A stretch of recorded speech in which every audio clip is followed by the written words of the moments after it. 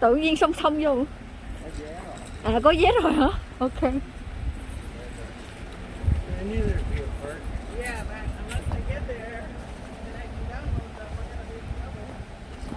Wow, đẹp quá.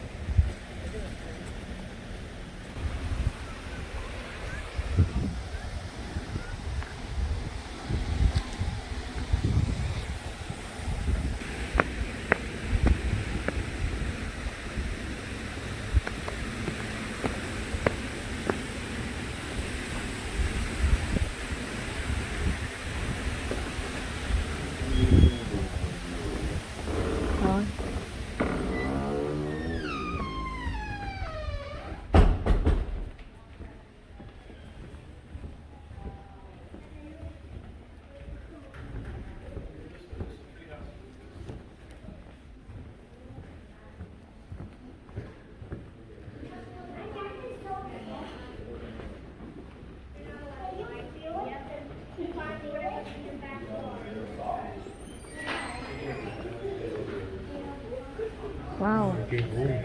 Wow, đẹp quá. Wow.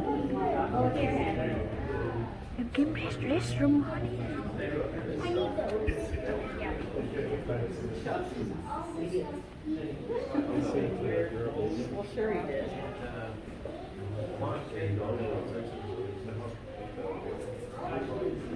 Còn con gì? Cái xương con gì á?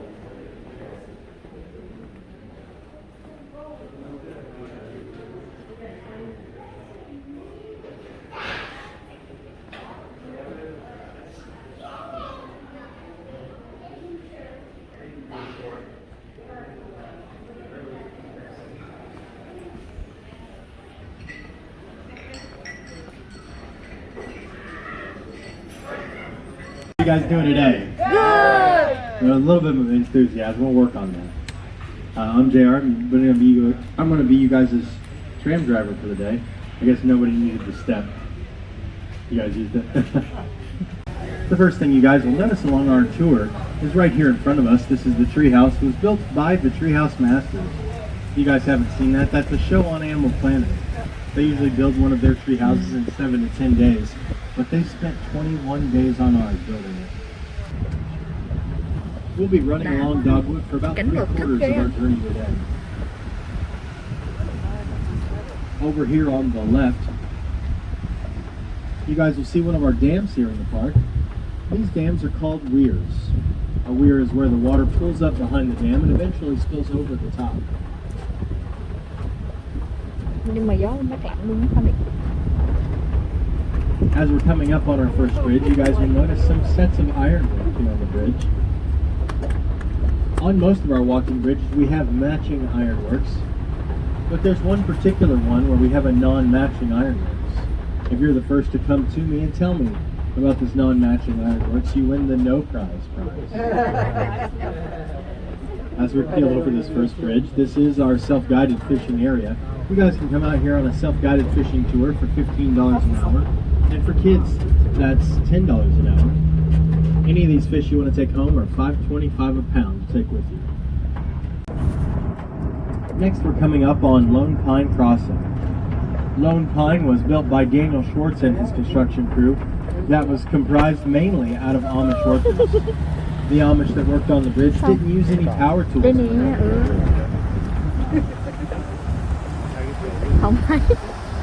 On these first upright beams, you'll see some pictures of these Amish men working on the bridge. These 12 by 12 beams that you'll see here inside Mình đang ở trong cái cầu. the bridge were actually brought out of a century-old warehouse out of Chicago. They were hoisted up into place with a blockhead tackle system. And for those of you that don't know what that means, that's road set clear. On these last two upright beams, mainly of short-leaf pine that was actually brought off the property. The floors are made of rough-cut oak and the ceiling out of red cedar. They are never opened unless she is here. On the back side of the ride area, you'll see a little sign that says Canyon Canteen. If you guys missed out on getting some water back at the chapel, this is your chance. to get you some waters here.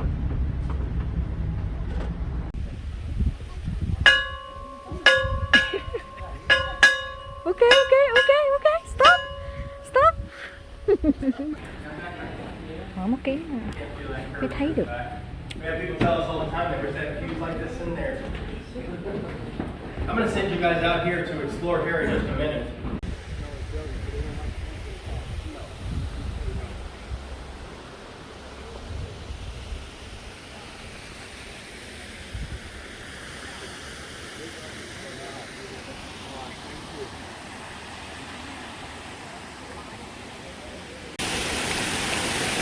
Nước trong à, sao ở đây có một con cá vậy? Mà con cá to ghê.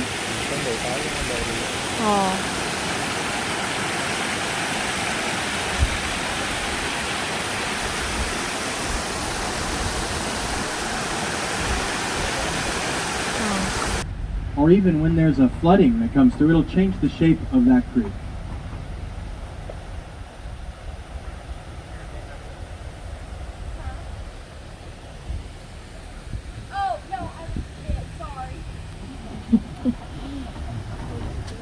You guys will look over here to the left, you can see they actually have some down here that have just been brought from the spawning pools.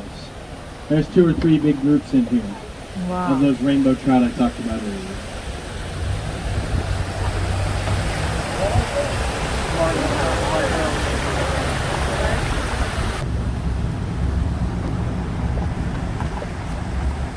Also, over on our left, you'll see some more of that watercress there.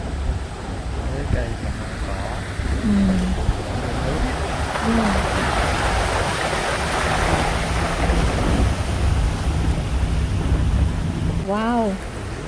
Wow. Wow. Anh chụp đi. These are those rainbow trout I talked about earlier. Rainbow trout. In this area, when we feed them, they actually go into kind of a feeding frenzy. So we call this area piranha pool. Yeah. Wow. I'm telling you, they really are doing their best to get as much of this as they can. It's so cool watching them jump like that, isn't it? Got a bunch of little ones in here today. You guys see all the little guys? This must be a time we're bringing them from the spawning place. And we restock all the time. And there's just so many of them in here now. Makes you wonder. You can actually lead them out. They'll pretty much go where they see that stuff hit the tops of the water. Ôi to ghê So you luôn. can actually lead them to different parts. I've had the whole group over on that shore before. Em quay từ xa có được con miếng. Cái thác nước đó anh. Đồ đó, chỗ nào cũng có cá luôn á. Oh my god. Oh. Is that far enough for you guys in the back? Can you see back in the back?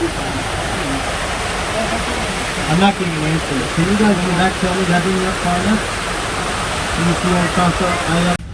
I'm going to make a pause as I'm headed over the back side of this bridge to give you guys a chance to take some pictures over there.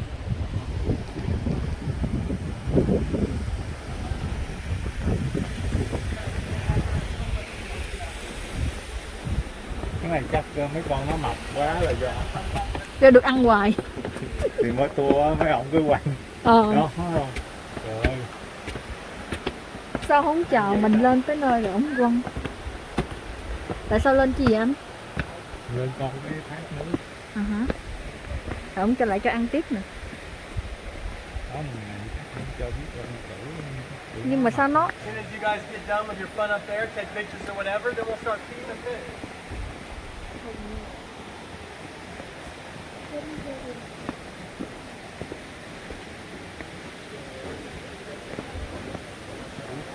What?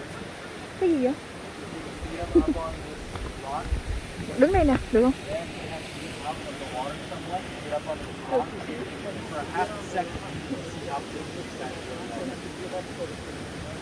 They are huge. They are huge.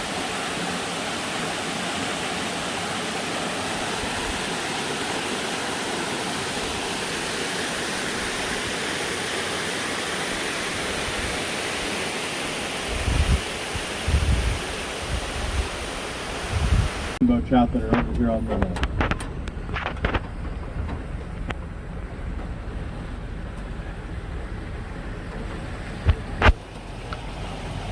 Dưới đây nè, anh xuống dưới đây nè.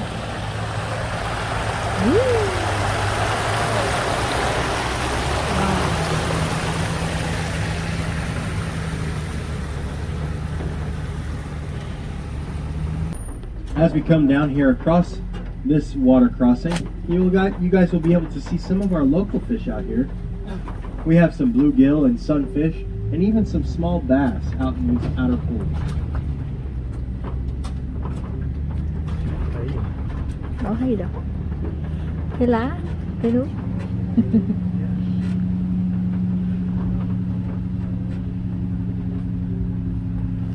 The Dolomite Cliffs are so beautiful in all of the different seasons.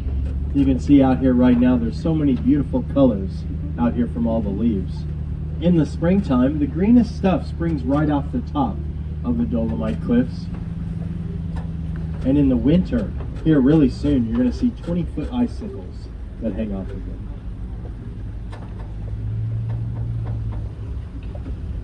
Well guys, that about wraps it up for Missouri. Time for us to head into the natural state of Arkansas. As I'm coming up here on the sign, I'm going to give a pause so that you guys can get some pictures here of the sign headed into Arkansas. Welcome Arkansas. Đi hả? And sliding back into Arkansas. Wow, cao ghê á.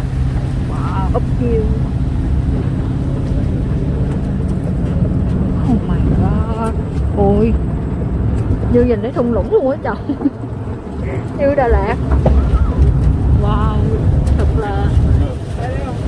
This first area we're headed into is called Whitetail Country. Đây nè. This is where we have our two white-tailed deer. Rồi We have a sao? male and a Để băng qua cái female cành xa xa đó. À, up here. People checking them out and looking at them would assume immediately that these guys' anatomy is a lot more like that of a deer. bên đây cũng có But the hả? truth is their anatomy is a lot Anh closer to bển that đường of đó, a bển cow. to hơn bên này nhỏ hơn. They do too, but what they have is just one set that's on the bottom. Yeah, these are the guys that are just pretty much newly kicked out. These are about the 2.5 years. They aren't like the single years, but they are very much younger. Wow. Now this guy here, he's more like a 5 or 7 year old. 5-7 tuổi.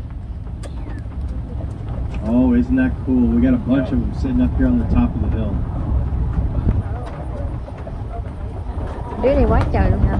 It looks like the whole cow herd is up here. You can see a baby over there on the right Ủa cái side. này khao hả? Look at one of the elk babies over on the Khao right. hay đĩa? They actually have À dưới đó mới khao, còn trên này là like đĩa. you'd see in a baby deer. Their Baby fur is deer. kind of a reddish brown Oh. and has this little white dots all over it. This one on the right is one of the younger babies. You can hear this Wow. one over on the Cái con left. này It's actually cái baying. sừng to You hear thấy it? không? Ok, nó đi. Making a noise at its mama. Nó con cái sừng đẹp ghê. This guy just to our left is Junior. He's been our dominant male Wow. through all of this rut season. Con nào kêu ạ? Actually, 3 larger ones. We got 1, 2, 3, 4, 5. 5 of those babies right here.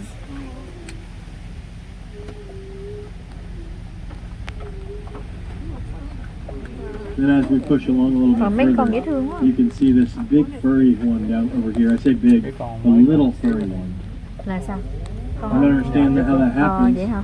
But the two that came out the latest have quite a bit of fur on them. It's con này. almost like nature knew that they weren't going to be big enough À, nhỏ nhất. without some fur to make it Nhỏ nhất mà through. cũng to quá hả? Well, even if we don't have a phenomenal view of these bison, we're going to be able to see the Texas Longhorn pretty close. And we'll start with moving up to them and go from Có there. 2 loại bò. Cái là bison đó. Là gì? Bison giống như dạng bò nót đó nhưng mà rồi còn cái loại bò khác cái bò sừng dài. Bò sừng dài giống bên Tây Ban Nha phải không? Gấu bò á. Đây nè, này bò sừng dài nè.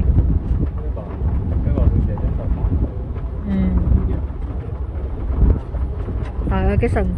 Trời. Chết rồi, em máu đỏ nữa chứ. Wow. These 3 Texas Longhorn are all steers. The one that's in the middle of the 3 there. This is obviously a more modest shed. This isn't a very big one. But here on the bottom, you can actually see the porous nature that happens when they shed that off. You want to touch it? Yeah, Dakota was bought in a pair. One was brought here, and Mr. Morris took the other one to his nature golf course. Both of them have only been with us about 6 months. He was in this group for about a month and a half. Turn his body. It doesn't make any sense for them to be sitting somewhere else. All I can guess is that must be hormones. He is pretty special. Dakota, which his name in the Osage language actually means friend to all. He actually won 2 Guinness Book World Records. He won like the most tweet. It's going to make it feel like it's going to vibrate the fixtures out of your teeth. As we know, it's very hard to find. We actually have our fox and mink, and even then we have river otters that come into the park. They just kind of have a heyday, a smorgasbord with these animals.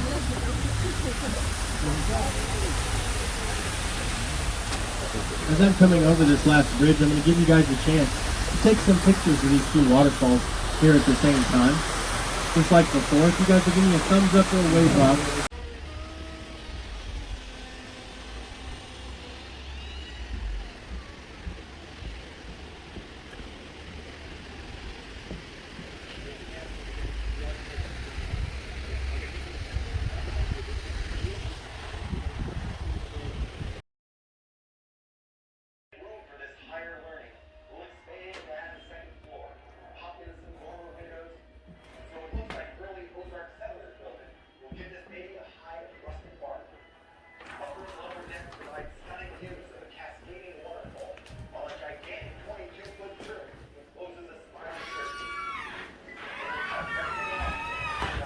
Wow, lạnh quá.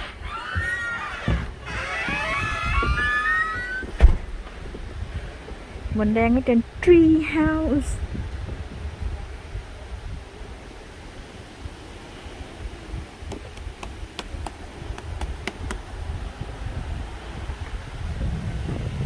Quắt cái đuôi đi, đang quay phim luôn á. Cái đuôi thiệt cái giả hả? Thiệt luôn hả? Bữa cái con này nó bị gì rồi hả hay sao? Người ta lột lông nó phải không? Trời ơi, tội nghiệp quá trời. Wow, cái lông thiệt luôn á. Wow, cho em sờ thử cái đuôi coi. Trời ơi. Cho mượn cái đuôi coi. Nhìn cái chân ghê quá, em sợ quá.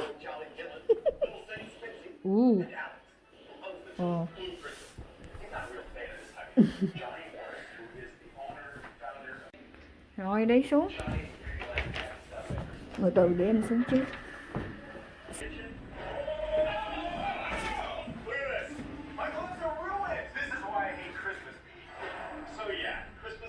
Ủa sao không thấy cái bathroom đâu rồi ta? Cái nhà không có bathroom được. Rồi. Ok. Cảm ơn ông xã. Rồi đi ăn.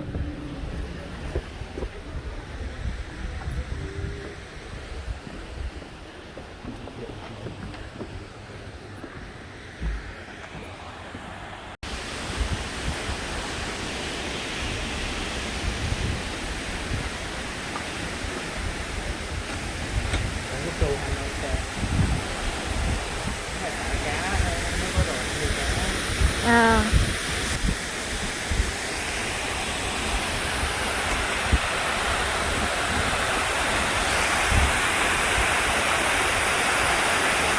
Rồi, rồi thấy. Wow. Ủa xu đâu ra vậy anh? Cái dụng mà vừa con cục cả. Kêu rồi hả anh? Chị vô ăn. Mà sang trong đây.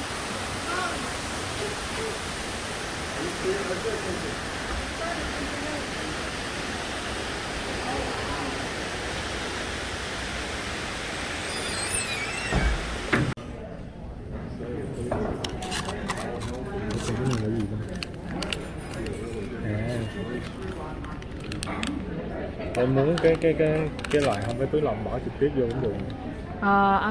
Anh muốn thử đó đi. Để mình thử hai vị luôn. Không, Cái này là nước nóng thêm, đi lát mình uống xong mình châm vào. Đây là nhà hàng tại cái khu vực này luôn. Bây giờ mấy giờ chồng? Bây giờ 4 giờ rồi, mới có thời gian ăn trưa. Cái view của nhà hàng rất là đẹp. Ngoài kia là một cái con thác. Nhưng mà tại vì mình không có bàn ở ngoài đó. Nếu mà muốn có phải chờ.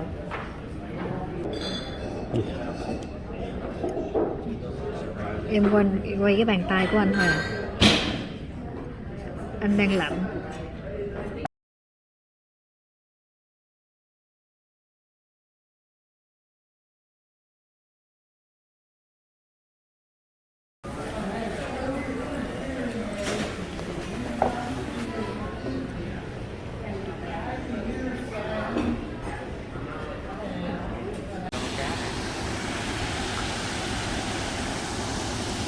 Anh đâu có xu 25 cent đâu mà mua đồ ăn cho cá. Phải ra xe xong rồi làm sao? Tự nhiên vô lại hả? Người ta cho không?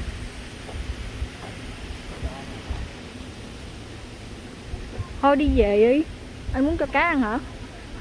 5 giờ rồi.